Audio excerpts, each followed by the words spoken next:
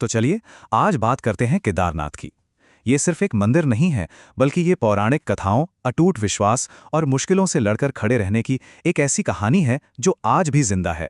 आइए आस्था और इतिहास के इस संगम को और करीब से जानते हैं। सोचिए, कोई अपने पापों से मुक्ति पाने के लिए, मतलब प्रायश्चित करने के लिए, आखिर कितना कुछ कर सकता है? ये एक बहुत बड़ा सवाल है। और जानते हैं, यही सवाल हमें केदारनाथ की कहानी की शुरुआत तक ले जाता है। एक ऐसी कहानी जो माफी की तलाश से शुरू हुई थी।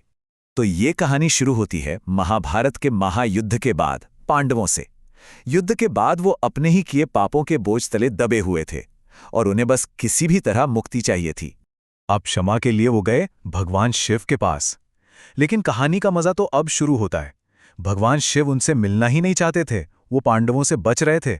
और बस यहीं से एक तरह का दिव्य लुका छिपी का खेल शुरू हो गया।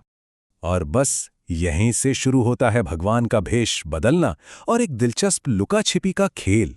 देखते हैं कि ये पीछा कहाँ जाकर रुकता है। पांडव पीछे पीछे और शिवजी आगे आगे उनसे बचते हुए हिमालय पहुंच गए। वहां उन्होंने सोचा कि अब कैसे छिपा जाए, तो उन्होंने एक बैल का रूप ले लिया और बाकी जानवरों के झुंड में जाकर मिल गए। लेकिन पांडवों ने उन्हें फिर भी पहचान लिया। जैसे ही पांडवों ने उन्हें केदारनाथ में घेरा, बैल बने शिव ने जमीन के अंदर धंसना शुरू कर दिया। और बस यहीं पर कहानी का सबसे जरूरी हिस्सा आता है।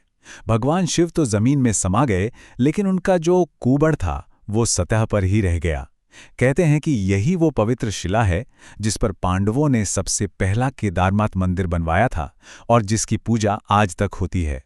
पर रुकिए, कहानी सिर्फ यहीं खत्म नहीं होती। पांडवों की ये कथा तो है ही, लेकिन केदारनाथ से जुड़ी और भी कई दिलचस्प कहानियां हैं जो इस जगह को और भी खास बनाती हैं।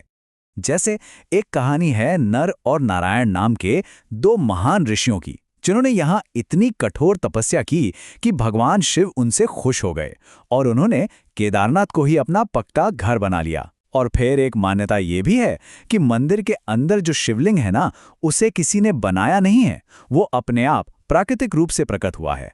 तो ये तो थीं पौराणिक कथाएं। अब जरा किंवदंतियों की दुनिया से बाहर निकलकर मंदिर के असली इतिहास को देखते हैं। ये मंदिर सिर्फ आस्था का नहीं, बल्कि समय और प्रकृति की हर मुश्किल परीक्षा में खड़े रहने का भी एक प्रतीक है। पक्के तौर पर तो कोई नहीं जानता कि यह मंदिर कब बना, पर माना यही जाता है कि यह 1000 साल से भी ज्यादा पुराना है। सोच कर देखिए, 1000 साल, कितनी ही पीढ़ियों ने यहां आकर अपनी आस्था जताई होगी। एक कहानी बहुत मशहूर है कि मंदिर 400 साल तक बर्फ के नीचे दबा रहा। अब इसका कोई पक्का ऐतिहासिक सबूत तो नहीं मिलता, पर जो असलियत है वो शायद इससे भी ज्यादा हैरान करने वाली है। सच ये है कि इस मंदिर ने सदियों से न जाने कितनी प्राकृतिक आपदाएं झेली हैं। भारी बर्फबारी, जमीन का खिसकना, भूकंप। और इसका सबसे ताज़ा और बड़ा सबूत है 2013 की वो भयानक बाढ़, जिसके बाद भी ये मंदिर मजबूती से खड़ा रहा। तो सवाल ये उठता है कि आज के दौर में केदारनाथ इतना खास क्यों है? इन कहानियों और इतिहास के अलावा ऐसा क्या है जो आज भी लाखों लोगों को यहाँ खींच लाता है? इसकी एक सबसे बड़ी वजह है इसका 4 धाम में से एक होना। 4 धाम मतलब भारत के 4 कोनों में बसे वो 4 सबसे पवित्र तीर्थस्थल, जहां हर हिंदू अपने जीवन में कम से कम एक बार जाने की इच्छा रखता है। तो कुल मिलाकर केदारनाथ की जो शक्ति है वो कहां से आती है? पहला तो ये कि ये 4 धामों में से एक है। दूसरा, ये पांडवों की उस माफी की खोज का प्रतीक है। और सबसे बढ़कर ये प्रकृति की जबरदस्त ताकत के सामने इंसान के अटूट विश्वास का एक जीता जागता सबूत है।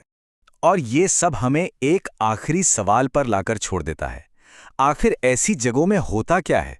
क्या वो पौराणिक कथाएं हैं, या हजारों साल का इतिहास, या फिर सिर्फ पहाड़ों का वो सुकून जो इंसान को किसी दिव्य शक्ति के करीब महसूस कराता है?